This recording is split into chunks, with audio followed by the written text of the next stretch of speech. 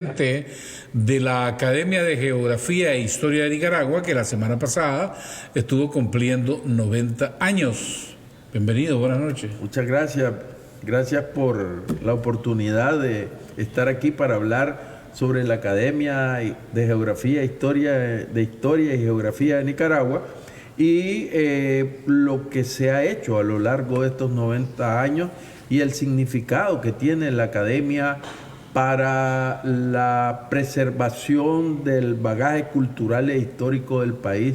Son 90 años que se dice fácil, pero es una permanente lucha por mantener y defender nuestras raíces, nuestras tradiciones, defender la historia del país sin las manipulaciones que se pudieran dar por los intereses políticos partidarios. Ya vamos a hablar de los que escriben la historia en Nicaragua o han escrito la historia en los últimos 90 años, cómo la han contado. Antes, como presidente usted también del grupo parlamentario con Palestina, quisiera sus consideraciones sobre lo que está pasando en el Medio Oriente. Ahora Israel está atacando el Líbano. Increíble que le mandan a decir a los libaneses: huyan de sus ciudades, dejen sus casas porque dentro de tantas horas los voy a bombardear, y los bombardea y el mundo inerte, no pasa nadie nada. dice nada. Sí, hay ya creo casi 400 muertos libaneses. No, más. Pero hay miles de heridos, hay destrucciones de infraestructura en el Líbano y uno se pregunta ¿hasta cuándo el mundo va a soportar la soberbia y la barbarie de Israel apoyada por Estados Unidos y por la Unión Europea? Porque la Unión Europea tiene lágrimas de cocodrilo y condena la agresión, pero continúa vendiéndole armas, son solo Estados Unidos. Y esta es una cifra para demostrar la doble moral y la complicidad de los Estados Unidos en el crimen que se está cometiendo en Palestina. 51,000 toneladas de pertrechos militares le ha entregado Estados Unidos a Palestina y ha entregado bombas de 2,000 libras, es decir, son unas bombas destructivas de fósforo blanco. Entonces están causando ya casi 43,000 muertos hay en Palestina, 85,000, casi los 90,000 heridos. La mayoría, el 70%, son niños, niñas, mujeres, ancianos. Y en el sistema de salud de Palestina está diciendo que hay más de 10,000 cadáveres en los escombros y es tierra arrasada. Pero ahora, ya no conformes con la agresión al pueblo palestino, está agrediendo al pueblo libanés. Y sin ningún respeto a la soberanía, sin ningún respeto a los tratados internacionales, bombardea y masacra al pueblo libanés. Y Europa dice que condena, Estados Unidos condena, pero apoyan descaradamente. Alemania dice: nosotros le pedimos a Israel que se modere, pero también están mandando armas. Es que ese es el negocio. Estados Unidos ha logrado en cierta forma equilibrarse económicamente con la venta de armas que está haciendo, porque no solo es Israel, también Ucrania. Han dado, me decía alguien, que son miles y miles de millones de los contribuyentes norteamericanos que están sirviendo para una guerra donde Ucrania la tiene perdida, pero hay un afán de desgaste para desgastar a Rusia, pero además de hacer negocio. ¿Quiénes se están metiendo la plata en Estados Unidos? Las empresas vendedoras de armas. ¿Y quiénes son las empresas vendedoras de armas? Los políticos y los dirigentes. Estaba leyendo una lista yo Aquí hablan de corrupción en los políticos en América Latina, pero estaba viendo una lista yo donde cómo las empresas armamentistas, cómo le entregan plata a los senadores y a los representantes norteamericanos. Ahí hay representantes que están recibiendo $1 millón, $2 millones, y eso es normal. Por el cabildeo, ¿qué hace? No solo el cabildeo, para comprar el voto, para que no puedan pasar la ley para frenar el tráfico de armas que hay, y aparte de eso está el negocio, venden las armas. Por ejemplo, en Ucrania las armas que llegan posteriormente son trasegadas, y se denunció que hasta en México habían aparecido armas de las que manda Estados Unidos a Ucrania. Entonces es todo un negocio malsano, porque trafican con la vida del ser humano, porque además no hay un control. Estados Unidos no tiene control sobre las armas que está enviando ni a Israel ni a Ucrania, y ahí está el negocio. Para terminar este tema de Israel, sin embargo, en el Medio Oriente hay una liga de países árabes que los veo inertes. Mucho pronunciamiento, mucha crítica, pero nadie toma acción. Este sistema de las Naciones Unidas también, hoy decía el secretario general Guterres, no podemos frenar lo que está haciendo Israel, no podemos solucionar todos los conflictos, nadie nos hace caso.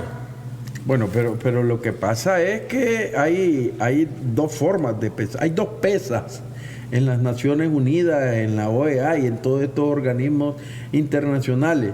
En una pesa tratan los casos de Israel, de Ucrania, los casos de otros países, pero hay otra balanza para pesar contra Rusia, contra Venezuela, contra Nicaragua, contra Cuba. Y la corrupción solo está del lado de Rusia, de Cuba, de Venezuela, y los norteamericanos apoyan la guerra descaradamente, la guerra en Ucrania, apoyan descaradamente la barbarie y el genocidio en Palestina, y además campantemente se le roban un avión a Venezuela y nadie dice nada aquí, y atacan y agreden. El presidente de México ha denunciado permanentemente la actitud de los Estados Unidos, comprando y entregando millones de dinero a ONG para boicotear el proceso, no solo el proceso electoral en México, sino boicotear el proceso democrático mexicano. Y yo no sé hasta cuándo, por ejemplo, los árabes están permitiendo tantas situaciones, por ejemplo, Egipto, todos esos países que están ahí en el mismo Kuwait, todos los países poderosos de petróleo en la zona esta árabe, lo que están demostrando es que por mantener sus beneficios, sus negocios con Estados Unidos, están permitiendo que Israel haga lo que quiera. Pero no sé qué puede pasar cuando toquen algún estado, porque Israel va tanteando. Israel agredió al pueblo palestino, prácticamente pretende extinguirlo, pero su odio no es solo contra el palestino, su odio es contra el pueblo árabe. Y entonces va a ir caminando, destruyendo a los estados árabes. ¿Y hasta cuándo los árabes van a permitir que Israel continúe destruyendo a la nación árabe? El único país que yo miro que dentro de todas la cuestión aguada de los árabes es Turquía. Turquía, hablábamos ahí hace unos minutos, rompió relaciones rompió relaciones al presidente Erdogan, y además cortó la relación comercial. No hay comercio con Israel, y es duro en sus afirmaciones, no como el jeque, los jeques jaca, que no, que hay que buscar la paz, que no sé qué. Erdogan le dice criminal. Pero Nicaragua también ha tenido una posición firme, no somos países árabes, pero por solidaridad con la causa palestina. Nosotros tenemos una relación de décadas con el pueblo palestino desde que se dieron las principales contradicciones con la formación de Israel por los estados, la imposición, el aterrizaje de los israelitas en Palestina. Porque si vos buscás y le revisás, yo estaba revisando todo el gabinete, el mismo presidente de Israel, ni siquiera es de la zona, no es de Palestina, no nació en Palestina, no nació en el llamado Israel. Él es un polaco que llegó y aterrizó. Todos los que viven en estos momentos en Israel no son originarios de la Palestina. Ellos han llegado y han ido formando un estado militar con un potencial económico y que están sirviendo a Estados Unidos como un gendarme en la península árabe, en el Sinaí y todos los territorios árabes, y por eso es que Estados Unidos le da la protección, porque hace de policía, como está haciendo en Ucrania la actitud de Zelensky defendiendo los intereses norteamericanos para arrinconar a Rusia, porque el interés es arrinconar a Rusia. Ya comprometieron la neutralidad de países que no se habían metido en ningún conflicto desde la Segunda Guerra Mundial. Creo que solo Suiza mantiene una posición neutral, pero los otros ya están metidos en el paquete de la OTAN para agredir a Rusia. Bueno, seguiremos dándole seguimiento a esta dramática y triste situación de genocidio en contra del pueblo palestino y ahora el pueblo libanés. Hablemos de la Academia de Geografía e Historia de Nicaragua. ¿Cuándo nace? ¿Quiénes la fundan hace 90 años? ¿Por qué nace esta academia? Bueno, mira, en 1934, después del terremoto del 31 que destruyó totalmente a Managua y que destruyó los archivos nacionales, los museos, etcétera, etcétera, un grupo de... Ese es el año que matan al general Sandino. Exactamente. Hay una conexión ahí en la muerte de Sandino y el nacimiento de la Academia de Geografía e Historia. Entonces se reúnen un grupo de intelectuales, historiadores, preocupados por la pérdida de la identidad histórica de Nicaragua y de la memoria del país. Anteriormente al terremoto, un cáncer que es el principal enemigo de las raíces históricas y de los documentos históricos son las guerras. Las guerras son los principales enemigos de la historia. Las guerras queman archivos, queman museos, destruyen toda la información posible.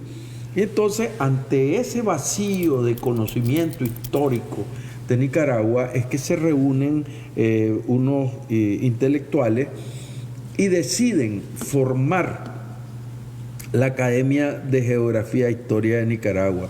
El principal impulsor de esto es un profesor que se llama Felipe Neri Fernández, que es el que aglutina y llama a los intelectuales, los reúne en su oficina y entonces entre ellos los que son los fundadores, Pablo Hurtado, Josefa Toledo Aguerri, Juan Alberto Gámez, Hildebrando Castellón, Emilio Álvarez Lejarza, el papá de Emilio Álvarez Montalbán, que es, fíjate bien cómo la historia, su papá fundador, y posteriormente, en una etapa difícil de la academia, el hijo retoma la batuta y le da un nuevo impulso a la academia.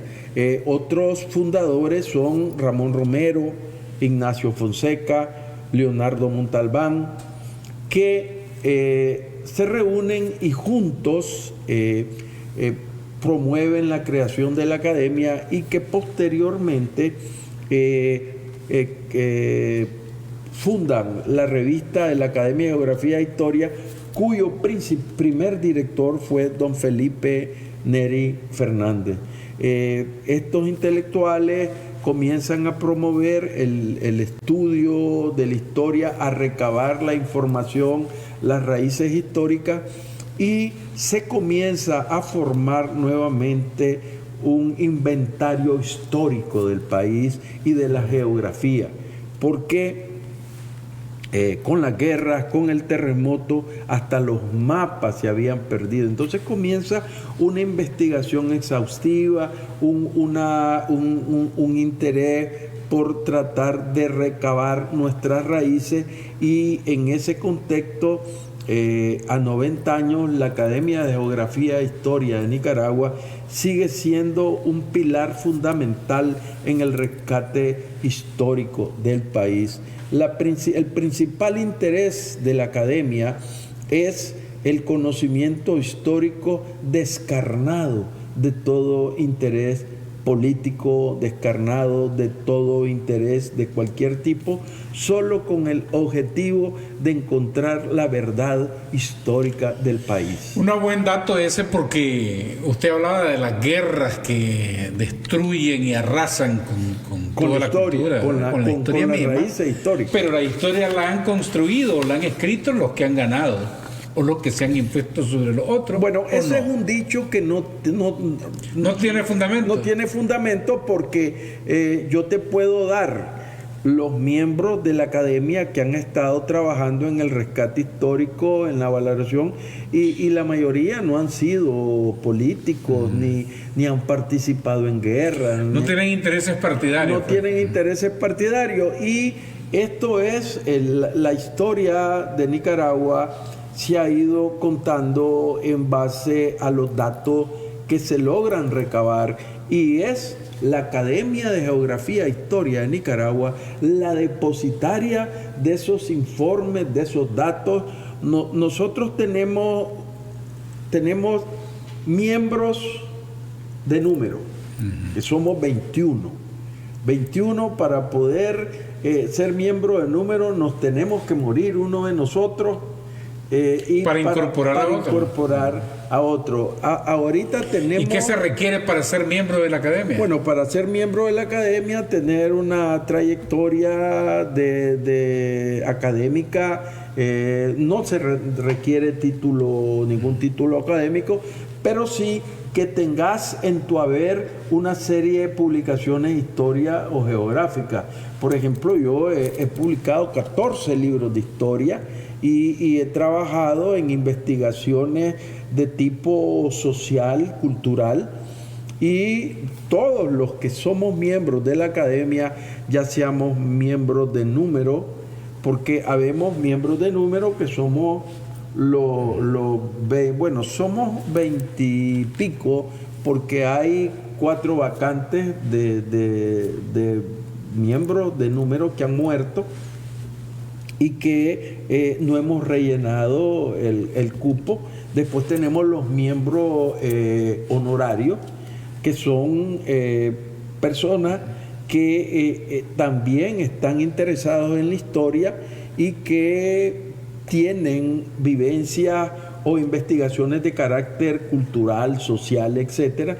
Y están los miembros correspondientes, que son los que son miembros que están fuera del país, que son historiadores de otros países, por ejemplo, y hay correspondencia. Por ejemplo, ahorita yo soy miembro de número de la Academia de Historia de Ecuador. Nosotros hemos designado a presidentes de academias de México, por ejemplo, y hay una correlación entre todas las academias para cruzar información y obtener también conocimiento que hay en otros países que puedan tener relación con nuestro país. Eso que están viendo los televidentes, imágenes, esa fotografía, corresponden al viernes pasado, cuando la academia celebró sus 90 años, con invitados especiales en el Teatro Nacional Rubén Darío, y hubo un bonito acto en el que también participó la Camerata BAC y muchos historiadores. Me llamó la atención. Sí, claro. Es que la academia es un foro de discusión, de debate sobre temas históricos. Por ejemplo, han habido una serie de debates, por ejemplo, en el tema de la existencia de los indios flecheros, por ejemplo, la fundación de León, que ha habido un debate profundo sobre, bueno, quién cumple los 500 años, León de Imavite o León de Sutiaba, que muchos están diciendo y que el León de Sutiaba es heredero legal y jurídico del León de Imavite, y entonces ahí se abre, hay un espectro. Bueno, los 500 años de Granada también. Bueno, es que los 500 años de Granada no tiene ninguna discusión. Aunque Granada también fue destruido por William Walker, pero no tiene la situación característica de León. Por ejemplo, te encontrás con que León fue fundado en Imavite, en el puerto de Imavite, donde hoy es León Viejo, lo que hoy llamamos León Viejo. Pero posteriormente, por los terremotos, por las pestes, por la falta de, digamos, el medio ambiente se volvió muy, muy difícil. Entonces movieron la ciudad a León de Sutiaba. Entonces hay una discusión que no tiene razón de ser. Es un solo León. Y sí, se fundó en Imavite, pero el León de Sutiaba es heredero. Pues, entonces es una discusión que yo no me quiero meter ni tomar posición, porque ahí es donde se dan los debates y se dan las discusiones sobre temas que son trascendentales. Por ejemplo, hay discusión que cuando que Byron Cole murió ahorcado, murió macheteado, y temas interesantes. Por ejemplo, yo estoy interesado en temas de que vos conocés a Andrés Castro porque tiró la piedra. Vos conocés a José Dolores Estrada porque él fue el hombre que dirigió a los valientes en la batalla de San Jacinto. Vos conocés a William Walker por lo que hizo aquí, pero hay una, por ejemplo, el Rigoberto Cabeza. Lo conocemos por la reincorporación de la Mosquitia, pero y por le atribuyen ser fundador del diarismo de Nicaragua. Pero a ver, ¿quién sabe más allá de qué pasó con Rigoberto Cabeza después de la reincorporación de la Mosquitia?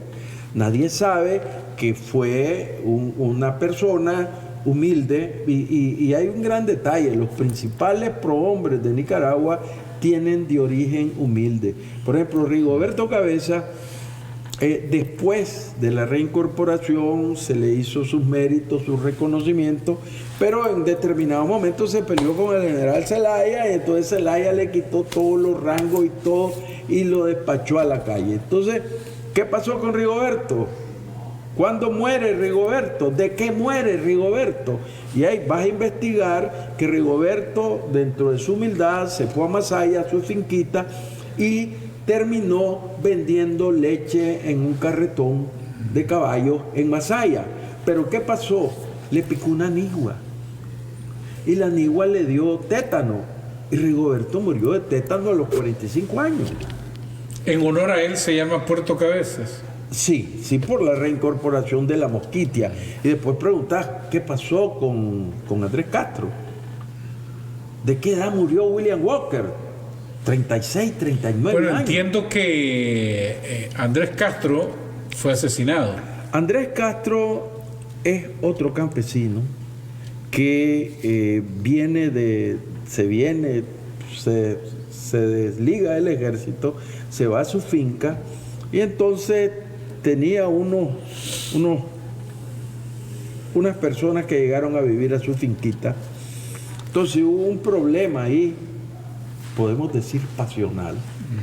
Y cuando Andrés Castro viene de Managua para su finca, el visitante que tiene en la casa lo espera y lo mata. Ese es y Andrés Castro murió, creo, de 36 años. O sea, se muere joven. Tenés el caso de otro héroe, de Sandino conocemos bastante, es decir, la historia de Sandino está escrita. Bueno, el general José Dolores Estrada también fue defenestrado en algún pero momento. Después le reconocieron, y muere de 77 años. Él en San Jacinto ya es un hombre de 60 y pico de años. Entonces, hay un dato que yo tengo, una ponencia que voy a hacer en el 5 de octubre.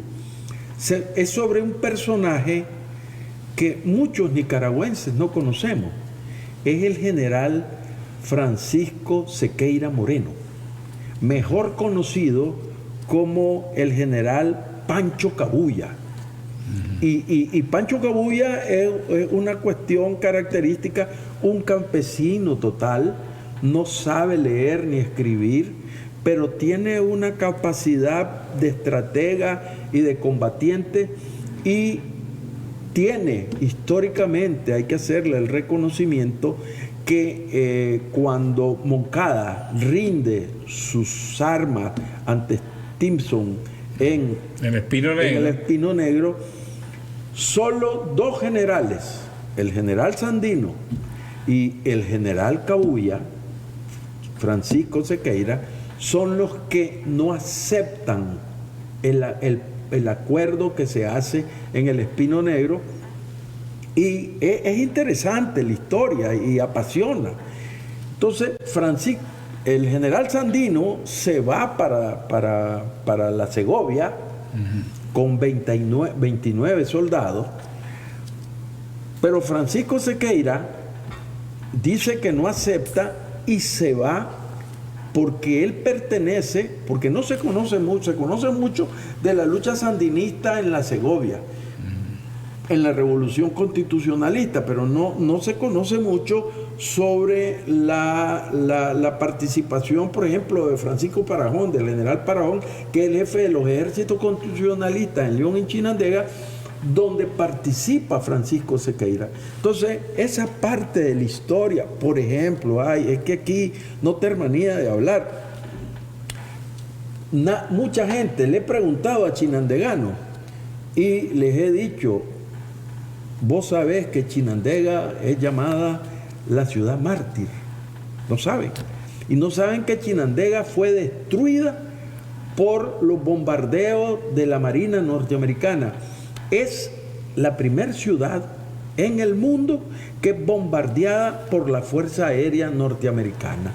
Y eso no ¿En lo qué sabemos. año eso? Eso fue en la Revolución Liberal Constitucionalista, fue en 27. Un poquito antes del acuerdo del Espino Negro. Entonces, Pancho Cabuya se va con sus tropas, más de 1000 y pico de hombres. Se va para Chinandega y se concentra en Chinandega y comienzan a enamorarlo, a contumerearlo. Y de repente Francisco Sequeira, y esa es otra cosa interesante, Francisco Sequeira embosca a las tropas norteamericanas en La Paz Centro y le causa 2 muertos y 4 heridos. Entre ellos muere un capitán norteamericano, Buchanan, y está en los anales de la historia. Y esos son los primeros muertos en la guerra contra los norteamericanos antes de que comience la lucha de Sandino en la Segovia. Entonces, ¿pero cómo termina el general Cabuya? Ahí es donde quiero llegar. Él le gustaba el trago, le gustaban las mujeres, era un campesino, pero era un estratega militar tremendo. Y fíjate que cuando él entrega sus armas a los norteamericanos, bueno, después de la emboscada que le hace a los gringos, estando Stimson en Nicaragua, Y Stimson tiene que irse ese día, el día anterior, el día después de la emboscada, tiene que irse para Corinto. Y entonces tiene que irse en el tren y pasar... Porque tenía que irse en barco de regreso a los Estados Unidos. Entonces él controla, y Pancho Cabuya controla toda la línea férrea. Entonces hay un terror de que Stimson se vaya cuando acaban de matar a 3 gringos y herir a otros 4 en un combate en La Paz Centro. Entonces riegan a los 2,000 y pico marines que habían en todas las líneas férreas para que el hombre pueda salir, pero no quieren que se haga un escándalo. En ese momento Pancho Cabuya es la sensación, la amenaza norteamericana, porque Sandino estaba todavía en la Segovia y no había hecho pues los primeros combates. Entonces el jefe de las tropas norteamericanas no quiere levantar mucha bulla, y entonces como que disimulan los muertos y van a visitar a Cabuya y le dicen que se entregue, que aquí, que allá. Entonces Cabuya viene de La Paz Centro a Chinandega con 600 hombres amontados a caballo y con su esposa Conchita Alday Navarro, que era una combatiente feroz del ejército constitucionalista de Occidente.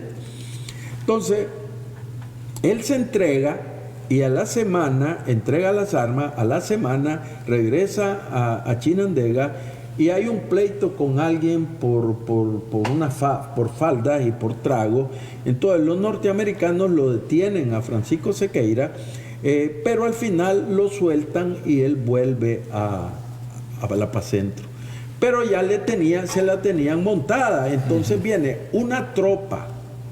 El jefe de Chinandega, de los norteamericanos, agarra una patrulla y se va a La Paz Centro, al Viejo, que era donde vivía Francisco Cabuya, y lo encuentra en su cama con su mujer y llegan y bam, lo matan.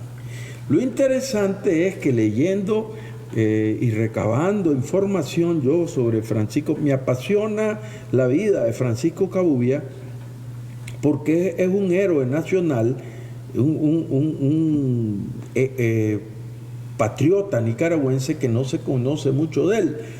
Y estaba leyendo yo que él, esa noche, 2 horas, 3 horas antes que lo lleguen a matar los gringos, le está diciendo a la gente que está allí y a la Conchita Alday, que es su mujer, le está diciendo: me vino a decir mi secretario que los norteamericanos me están ofreciendo que me vaya para Panamá, que allá en Panamá voy a estudiar, me van a enseñar a leer, escribir y voy a aprender inglés. Ese era el pensamiento de Cabuya, pero su mujer, la inteligencia, que le decía que no, que mejor se fueran al lado de Granada, donde tenía un pariente de él una finquita para que vivieran allí. Entonces esa era la discusión. Ahora, cuando matan a Francisco, él está acostado y llegan y lo balacean. Entonces en la cama está la Conchita Alday.